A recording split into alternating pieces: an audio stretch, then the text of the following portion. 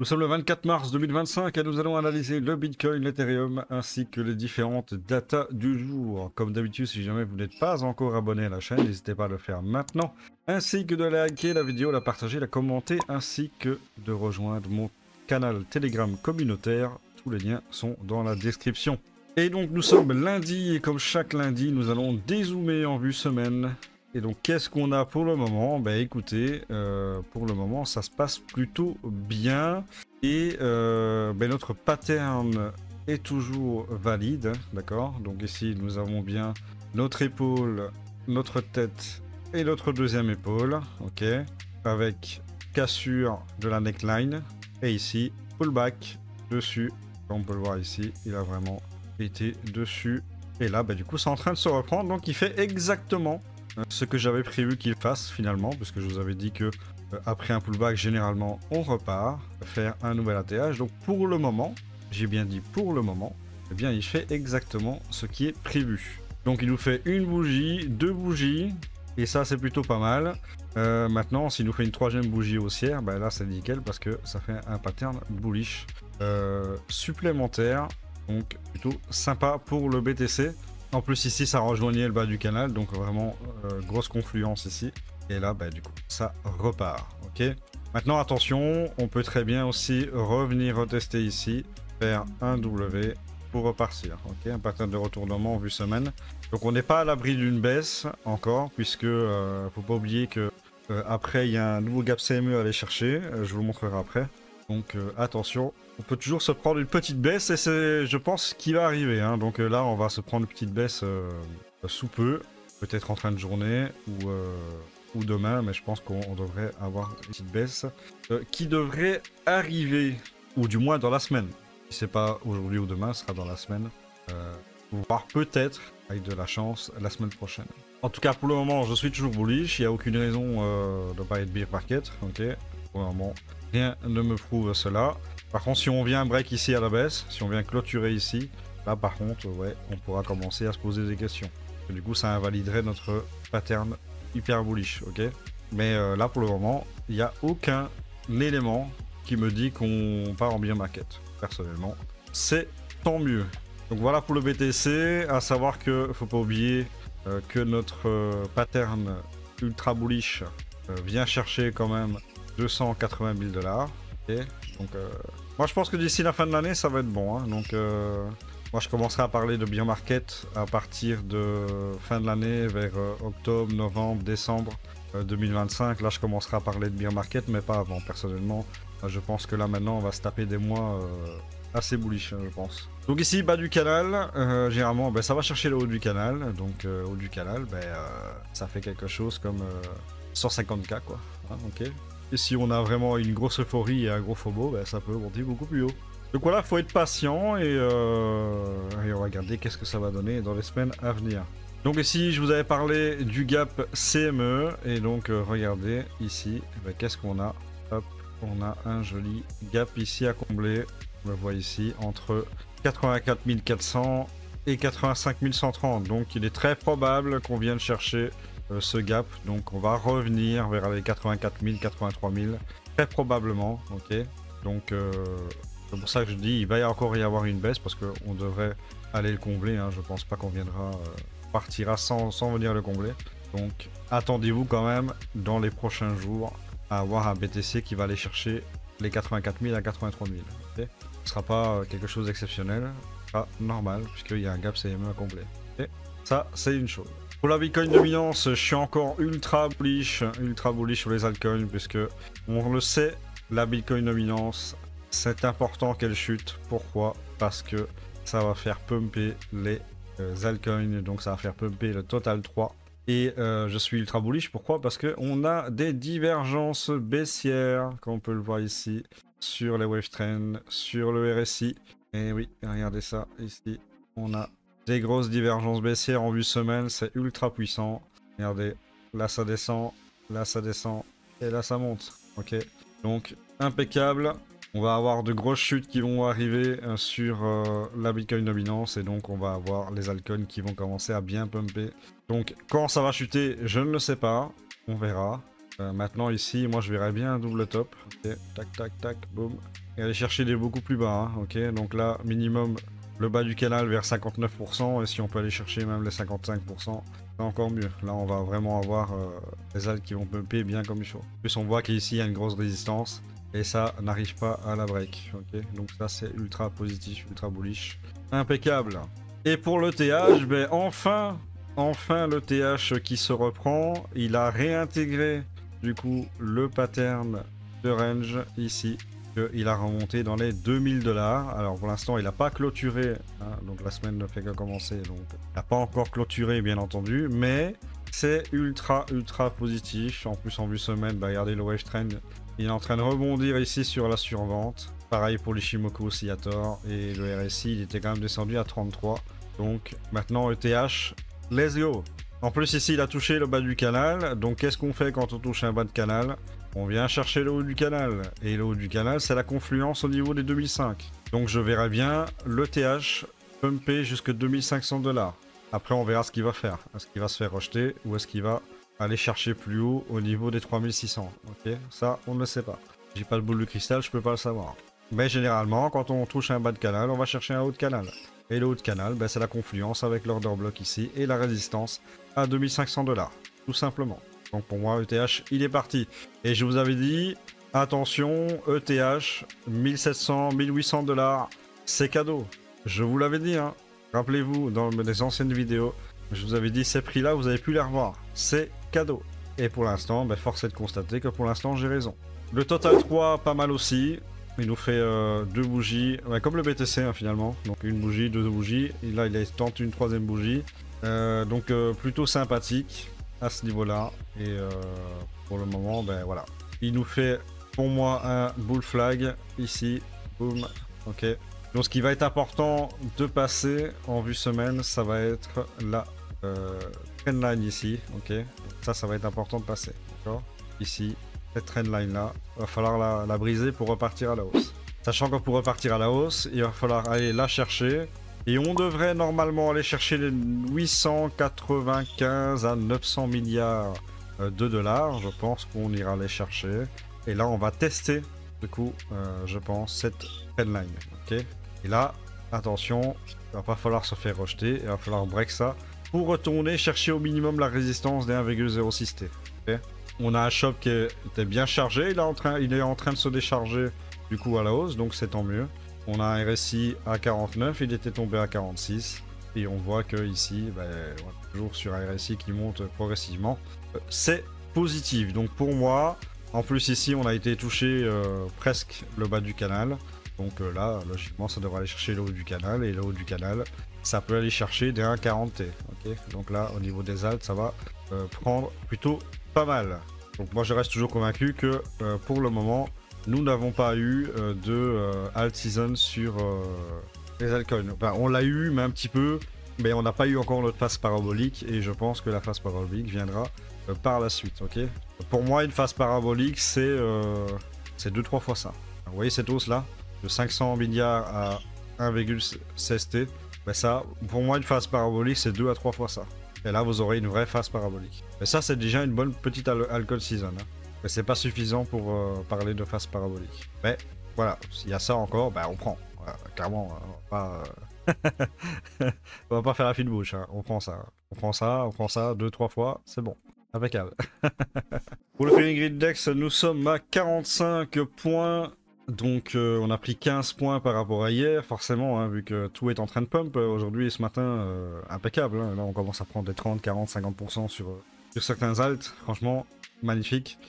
Très belle journée. Mais attention, je vous l'ai dit, hein, attention quand même, pas trop d'euphorie tout de suite parce qu'on est toujours baissier à moyen terme. Ok, on n'a pas encore été chercher les 95 000 $ sur le BTC. Et il faut quand même faire attention parce qu'on a le gap CME vers 84 000 $, il va falloir aller combler, d'accord? Donc attention, on peut encore se prendre une petite baisse, aller combler le gap et ensuite repartir. Okay. Alors du coup, ce qui est vraiment génial ici, c'est, regardez, on n'a clairement plus rien sur la route. Hein. Ils ont tout enlevé, hein. Ils ont tout enlevé au nord. Il reste que les 624 BTC à 95 000 $ sur la neckline ici à break. Et c'est tout. Il n'y a rien, tout est vide, on peut monter, aller jusque là sans problème. c'est vraiment pas mal du tout. Pareil en dessous, ils ont enlevé les 1000 BTC à 72 000. Il y a juste encore 701 BTC à 66 000, sinon il n'y a plus rien du tout, que des petites résistances. Et là, on voit que, mine de rien, ils sont en train d'essayer de soutenir le prix. Hein. Regardez, là on voit qu'ils essayent de soutenir le prix. Hop, là on est à 362, 373, 371. Donc tu vois, ici, vraiment, ils soutenaient le prix. Hein. Donc si jamais ça baissait, hop, ça va absorber de l'achat. Et au final, boum, ça part. Quoi. Donc, impeccable quoi. Pour le moment, il y a plus rien sur le chemin. Hein. Jusqu'au 95 000, c'est open bar, hein, les gars. C'est vraiment, allez, let's go, on y va. Hein. Et pour l'instant, malgré tout, mine de rien, regardez, hein, la ligne ici, là. Hein, le bottom, là. Pour l'instant, j'avais raison quand même. Pour l'instant, j'avais raison. Hein. Tant qu'on vient pas le break ce bottom-là, personnellement, je vous avais dit, les 72 000, c'est trop facile. Tout le monde l'attend. Donc je vous dis, ce bottom-là pourrait être le bottom. Et qu'est-ce qui s'est passé? Pour le moment, force est de constater que pour le moment, eh bien, j'ai raison. Alors du coup, pour le calendrier économique, nous avons le 24 mars aujourd'hui le PMI préliminaire pour les États-Unis, l'Angleterre, l'Europe et la France. Voilà, donc c'est un PMI, mais c'est préliminaire, donc c'est pas non plus quelque chose d'hyper important, malgré que ça permettra quand même d'avoir une base pour voir à peu près où en est l'économie de ces pays. Ensuite, demain, nous avons les ventes au logement neuf ainsi que la confiance des consommateurs du Conference Board à 15 h pour les États-Unis et on a l'indice IFO pour l'Allemagne à 10 h 30. Mercredi, nous avons les stocks de pétrole américains à 15 h 30 et nous avons la commande de biens durables américains également à 14 h 30. L'enquête de conjoncture auprès des ménages pour la France à 8 h 45 et on aura le PIB deuxième estimation et l'indice des prix anglais.